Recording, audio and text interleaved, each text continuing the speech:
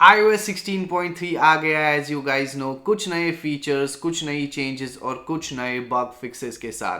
तो इस वीडियो में हम बात करेंगे एग्जैक्टली हमारे को कौन से बग फिक्सेस मिलते हैं, क्या कुछ नया मिलता है इस अपडेट में और क्या आप लोगों को ये अपडेट करना चाहिए या फिर नहीं। तो अगर हम बात करें इस अपडेट के साइज के बारे में, तो ये अपडेट रेंज करता है आपके 500 मेगाबाइट से पूरे 5.3 गीगाबाइट्स तक। तो गाइज अभी सबसे पहले बात करेंगे कि iOS 16.3 में हमारे पास क्या बिल्ड नंबर आता है। और जो गाइस बिल्ड नंबर रहेगा इस iOS वर्जन 16.3 का, वो रहने वाला है 20D47। इसके साथ में हमारे को एक और अपडेट देखने को मिला है जो कि है मॉडर्न फ्रेमवेयर में। मॉडर्न फ्रेमवेयर पूरी तरीके से चेंज हो गया है। That means now we are going to get the better connectivity out. Okay, तो अभी बात करेंगे कि क्या कुछ नए फीचर्स के साथ iOS 16.3 आता है। तो इसमें बड़े फीचर जो है वो सिक्योरिटी के रिलेटेड है, तो चेकआउट करते हैं कुछ सिक्योरिटी रिलेटेड फीचर्स। तो पहली चीज जो इस सिक्योरिटी के बारे में होने वाली है वो ये है कि ये प्रोवाइड कर रहा है सपोर्ट सिक्योरिटी की। तो ये एक नया फीचर है। तो अब ये फीचर क्या करता है, बेसिकली ये फीचर आपके 2 फैक्टर ऑथेंटिकेशन कोड की तरह है,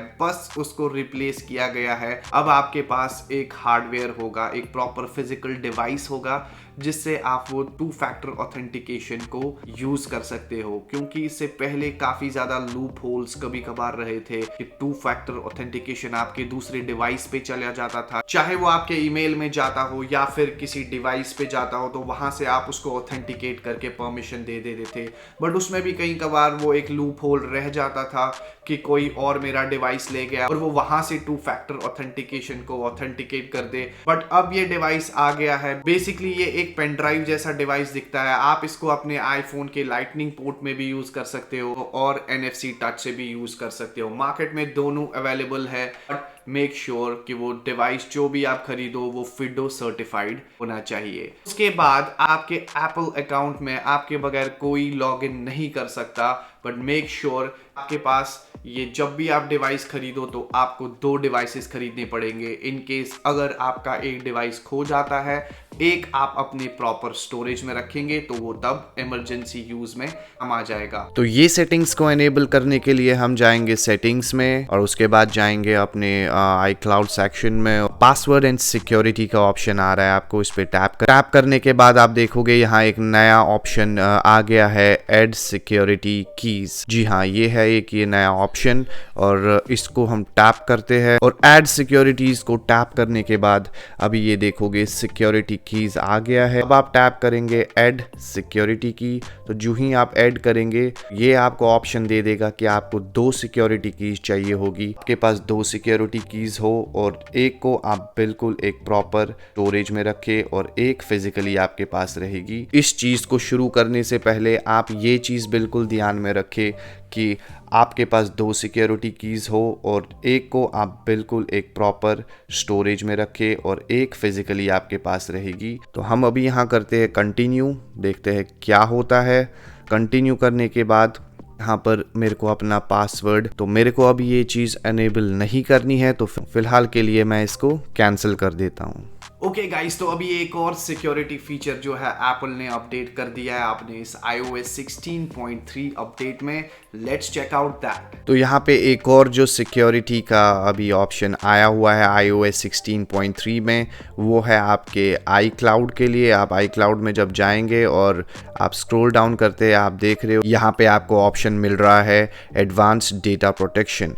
तो इसको अभी अगर आप ऑन करोगे तो ये आपको दिखाता है you will be responsible for your data recovery. Because Apple will not have the keys required to recover your data, you need to set up an alternative recovery method such as recovery contact or recovery key. तो एक और security feature है जो अभी Apple ने iOS 16.3 में, तो इसको भी आप एनेबल कर सकते हो अपने डेटा को प्रोटेक्ट करने के लिए। बिल्कुल ये एनक्रिप्ट कर देता है आपके डेटा को एंड टू एंड। लेकिन इस चीज़ का ध्यान रखना है कि अगर आपने इसको ऑन कर दिया ये एडवांस डेटा प्रोटेक्शन को, तो फुली रिस्पॉन्सिबल होगे आप, बिकॉज एप्पल इसमें कोई भी हेल्प नहीं करेगा इन केस अगर आप पासवर्ड या रिकवरी की भूल जाते हो। तो ये जो एडवांस डेटा प्रोटेक्शन है बेसिकली 16.2 iOS से ही आया था, बट ग्लोबली सबके फ़ोनों में नहीं था, लेकिन अभी iOS 16.3 के आने के बाद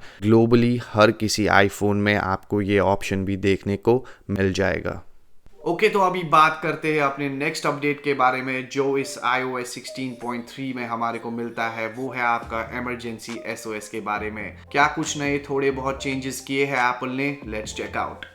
तो इमरजेंसी SOS में जाके पहले ही आपको नीचे एक नया फीचर दिखेगा, कॉल क्वाइटली, और इस टॉगल को मैंने ऑन करा है बिकॉज फीचर ये बहुत अमेजिंग लगा मेरे को। इससे पहले हमारे आईफोन में ये फीचर नहीं था। जब भी हम SOS कॉल करते थे या जब भी हम अपने लॉक बटन को 3 बारी प्रेस करके एक SOS इमरजेंसी SOS करते थे तो एक अलार्म या फ्लैशेस उसमें रहते थे। तो ये उस चीज़ को बिल्कुल ख़त्म कर देता है। कहीं आप किसी ऐसी सिचुएशन में फंसे हो कि आपको एक इमरजेंसी SOS भी करना है और आपकी लोकेशन का पता ना चले किसी और को, तब ये फीचर बड़ा ही ज़बरदस्त काम में आने वाला है। ये जो इमरजेंसी SOS कॉलिंग में एक और फीचर जुड़ा है, ये है call with hold and release. मैं दोनों बटन्स प्रेस करता हूँ, अपना लॉक बटन और ये वॉल्यूम बटन को, और प्रेस करके ही मैं रखता हूँ, उसको होल्ड कर रहा हूँ और काउंट डाउन शुरू हो गया। और अगर इस काउंट डाउन खत्म होने से पहले ही मैं अपने बटन्स को रिलीज कर देता हूँ तो देखो आप, ये बिल्कुल रुक जाता है, इमरजेंसी SOS कॉल्स नहीं लगती है। और ये फीचर मेरे को पर्सनली बहुत अच्छा लगा है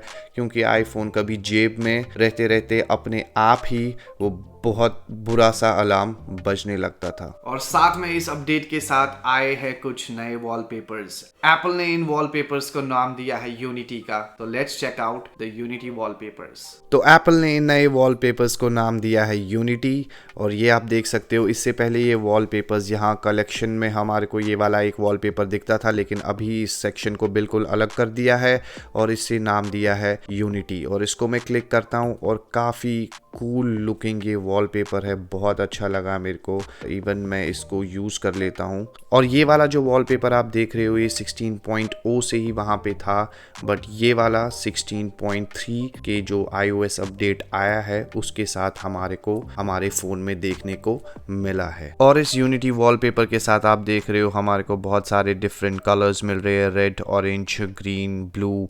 एक और जो चीज़ है, यहाँ पे फॉन्ट हमारे को एक बहुत अच्छा मिला है जो एक्सक्लूसिव हमारे को मिला है इसी यूनिटी वॉलपेपर के साथ। तो अब बारी आती है बग फिक्सेस के बारे में। तो जो पहला बग फिक्स हम यहाँ पे शेयर करेंगे आप लोगों के साथ वो है एप्पल म्यूजिक के बारे में। एप्पल म्यूजिक में आप इससे पहले जब गाना चला रहे थे वो कुछ ज़्यादा ही क्लियर हो रहा था। इवन इफ वो इतना क्लियर हो रहा था कि ओरिजिनल वर्जन हमारे को सुनने को नहीं मिलता था। तो वो एक ऐसा इशू है जो यहाँ एप्पल ने इस अपडेट के साथ रिजॉल्व कर दिया। और इसी के साथ में एक और इशू जो था, जो कई सारे यूजर्स को आ रहा था, वो था सिरी के रिलेटेड। मतलब आप सिरी को जब भी बोलते थे हे सिरी प्ले सिद्धू मूसे वाला, तो वो एग्जैक्टली वो गाना प्ले नहीं कर पाती थी। कुछ इश्यूज थे सिरी के साथ में और वो इश्यूज भी इस अपडेट में एप्पल ने रिजॉल्व कर दिए हैं। तो ब्लैक लॉक स्क्रीन जो इशू था वो भी एक बग फिक्स इस अपडेट में लाया हुआ था एप्पल ने, और वो इशू भी ऑलमोस्ट रिजॉल्व हो गया है। ये लॉक स्क्रीन वाला बग फिक्स के साथ एक और बड़ा इशू यूजर्स को आ रहा था, जिसमें काफी सारे यूजर्स ने कंप्लेंट किया हुआ था कि सबसे पहले सब लोगों को लगा था कि ये एक हार्डवेयर इशू है, बट ऐसा कुछ भी नहीं था। डिस्प्ले पे जो आपके हॉरिजॉन्टल लाइंस आ रही थी आईफोन 14 प्रो मैक्स में या फिर प्रो में, वो इशू भी इस वाले अपडेट में एप्पल ने रिजॉल्व कर दिया है। But as if I check, Apple ने हर जगह आईफोन 14 प्रो मैक्स को एड्रेस किया था, जबकि उनको आईफोन 14 प्रो को भी एड्रेस करना चाहिए था। बट आई थिंक कि ये अपडेट दोनों चीजों के लिए वैलिड है, तो नो इश्यूज। तो अगर अभी हम बात करें एप्पल की रॉ परफॉर्मेंस के बारे में, तो यहाँ आपको लगता होगा कि कोई अगर आपने iOS 16 से या फिर 15 से आप अपडेट ले रहे हो iOS 16.3 का, तो अगर आपको लगता है कि कुछ परफॉर्मेंस में फ़र्क आया है तो मैं आपसे कहूंगा नहीं, परफॉर्मेंस में कोई फर्क नहीं आया है। As far as I am concern जो GPU है ऑलमोस्ट सेम रहने वाला है और जो CPU की परफॉर्मेंस है बिल्कुल सेम रहने वाली है। तो उस चीज में यहाँ पर कोई भी ऐसा मेजर इफेक्ट या फर्क नहीं पड़ा है। बात करते हैं अपनी बैटरी लाइफ की, तो यस, अगर आप लोगों को लगता है कि आपकी बैटरी ड्रेन हो रही है, पिछले जो 16.0 या 2 वाला अपडेट था उसमें वो इशू सॉल्व नहीं हुआ था, तो डेफिनेटली आप इसको अपडेट करके आप चेकआउट कर सकते हो कि बैटरी में कोई वो जो इशू है, अगर आपका बैटरी ड्रेनेज हो रहा है तो क्या वो इशू सॉल्व हुआ है। मेरे साथ पर्सनली ऐसी कोई प्रॉब्लम नहीं थी, बट अभी भी मैंने अपने फ़ोन को चेक किया है, बैटरी में मेरे को कोई भी ऐसी चेंजेस नज़र नहीं आई है। वो बैटरी जो परफॉर्मेंस मेरे लिए इससे पहले कर रही थी वो परफॉर्मेंस सेम है, शायद थोड़ा बहुत फ़र्क आया हो, मेजरली ऐसा कोई फ़र्क नहीं है कि मैं बोलूँ 1-2 घंटे का लाइफ बढ़ गया है। तो अब बात करेंगे कि क्या ये अपडेट एग्जैक्टली आप लोगों को करना चाहिए या फिर नहीं। यहाँ पे मैं आपसे एक बात कहूंगा, ये टोटली डिपेंड करता है आपके फोन में पुराना वर्जन एग्जैक्टली कौन सा चल रहा है। अगर आप ऑलरेडी अपडेटेड हो iOS 16 पे तो मैं रिकमेंड करूंगा डेफिनेटली आपको ये अपडेट करना चाहिए। बट अगर आप iOS 15 के यूजर अभी भी हो तो मैं रिकमेंड करूंगा कि आपको थोड़ी देर और रुकना चाहिए, मे बी नेक्स्ट अपडेट जब आए तो वो ज्यादा बेनिफिशियल हो। तो गाइज ये था आज का वीडियो iOS 16.3 के जो अपडेट आया था लेटेस्ट उसके रिलेटेड। आई होप, उम्मीद करता हूँ आप सबको ये वीडियो पसंद आया हो, एंड मिलता हूँ आपको अगले ऐसे ही किसी वीडियो में। टिल देन, सलाम।